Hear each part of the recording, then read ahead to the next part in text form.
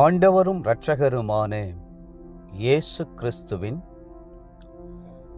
ஈடு இணையற்ற நாமத்தில் அன்றன்றுள்ளப்பம் வாசகர்களுக்கு எங்கள் அன்பின் வாழ்த்துக்கள். 2025 ஆண்டு பிப்ரவரி மாதம் 25 செவ்வாய்க்கிழமைக்குரிய தின தியானம். இன்றைய தலைப்பு ஏறெடுங்கள். 121 சங்கீதம் 1-2 வசனங்கள் சொல்கிறது, எனக்கு ஒத்தாசை வரும் பர்வதங்களுக்கு நேராக என் கண்களை ஏறெடுக்கிறேன். வானத்தையும் பூமியை உண்டாக்கின கர்த்தரிடத்திலிருந்து எனக்கு ஒத்தாசை வரும். கண்களை கர்த்தருக்கு நேராக ஏறெடுப்பது கூட ஒரு ஜெபம்தான். அப்படி கண்களை ஏறெடுக்கும் போதுதான் நமக்குள் விசுவாசம் வருகிறது, நம்பிக்கை வருகிறது, எதிர்பார்ப்பு வருகிறது.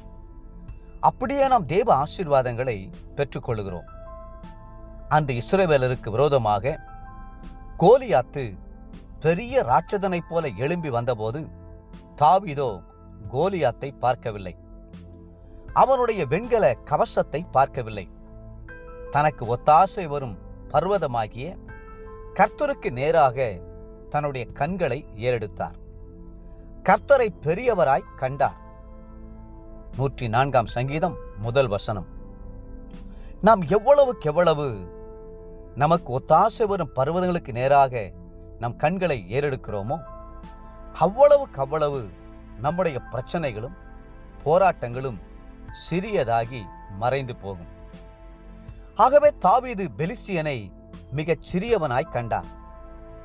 ஜீவனுள்ள தேவனுடைய சேனைகளை நிந்திக்கிறதற்கு விருத்த சேதனம் இல்லாத இந்த பெலிஸ்தன் எம்மாத்திரம் என்று சொல்லி கோலியாத்தை முறியடித்தார்.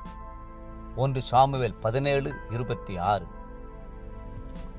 உங்கள் வாழ்க்கையில் பிரச்சனைகளா, போராட்டங்களா, கலக்கங்களா, பயங்களா, எந்த சூழ்நிலையா இருந்தாலும் உங்களுடைய கண்கள் அவைகளிலும் பெரியவராகிய கர்த்தரையே நோக்கி பார்க்கட்டும். அவர் நான் உன்னை விட்டு விலகுவதுமில்லை, உன்னை கைவிடுவதும் இல்லை என்று வாக்களித்திருக்கிறாரே. எபிரெயர் 13:5. ஆகவே மனதில் பயமேதும் இல்லாமல் கர்த்தரையே நோக்கி பார்த்து, கர்த்தர் என் வெளிச்சமும் இரட்சிப்புமானவர், யாருக்கு பயப்படுவேன்? கர்த்தர் என் ஜீவனின் பலனானவர், யாருக்கு அஞ்சுவேன் என அறிக்கையிடுங்கள். 27 சங்கீதம் 1 வசனம். முதலாவது, கர்த்தர் யார் என்பதை காணும்படி உங்கள் கண்களை ஏறெடுக்கிற அதே நேரத்தில் அவர் உங்களுக்காக வைத்திருக்கிற ஆசீர்வாதங்களை காணும்படியாகவும் உங்கள் கண்கள் ஏறெடுக்கப்படட்டும். அன்றைக்கு ஆபிரகாம் தன் கண்களை ஏறெடுத்த போது பலியாக வேண்டிய தன்னுடைய மகனுக்காக நின்று கொண்டிருந்த ஆட்டுக்குட்டியை கண்டார். யெகோவா ஈரே என்று முழக்கமிட்டார். தனக்காக கர்த்தர் எல்லாவற்றையும் செய்து நிறைவேற்றி வைத்திருக்கிறார் என்பதை அறிந்து கொண்டபோது அவரால் துதிக்காமல் இருக்க முடியவில்லை.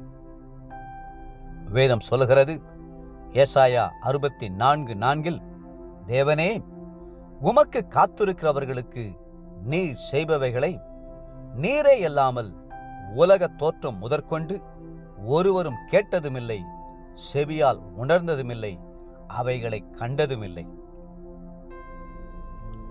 தேவ பிள்ளைகளே, உங்கள் கண்களை ஏறெடுத்து பார்த்து கர்த்தர் உங்களுக்காக ஏற்கனவே எல்லாவற்றையும் செய்து முடித்திருக்கிறார் என்பதையும் எல்லாவற்றையும் ஆயத்தப்படுத்தியிருக்கிறார் என்பதையும் அறிந்து கொள்ளுங்கள்.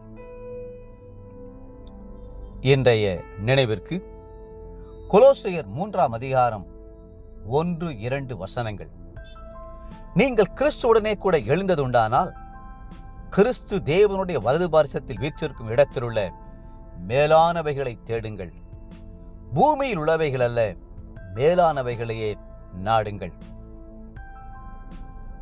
இன்றைய வேத வாசிப்பு காலை என்னாகமம் 9, 10 மற்றும் 11 அதிகாரங்கள். மாலை மார்க்கு 5 அதிகாரம் 1-20 வசனம் முடிய. அன்புக்குரிய அன்றன்றுள்ளப்பம் வாசகர்களே, மீண்டும் உங்களை வாழ்த்துகிறோம். கர்த்தருக்கு நேராய் உங்கள் கண்களை ஏறெடுத்துங்கள். கர்த்தர்தாமே உங்களை ஆசீர்வதித்து மென்மேலும் உயர்த்துவாராக. ஆமென்.